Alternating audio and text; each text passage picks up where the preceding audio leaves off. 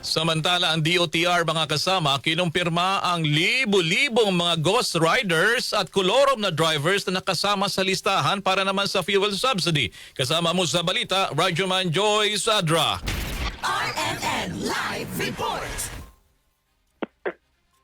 Kinumpirma ng Department of Transportation na may libo-libong ghost riders at kolorom na drivers na nakasama sa listahan ng mga benepisyaryo ng fuel subsidy ng pamahalaan.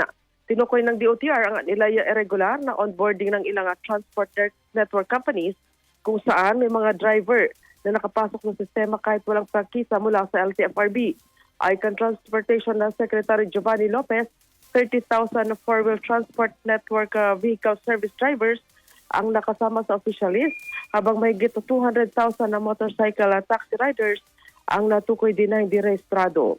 Ipinaliwanag ni Lopez na nangyari kasi ay nagbibigay ang LTFRB ng slot kada TNC pero sumobra ang mga ito sa pamamahagi sa mga tsuper. Pinahintulutan niya kasi ng Transport Network Vehicle Service ang drivers na lumok sa kanilang platforms kahit walang prangkisa na provisional authority mula sa LTFRB.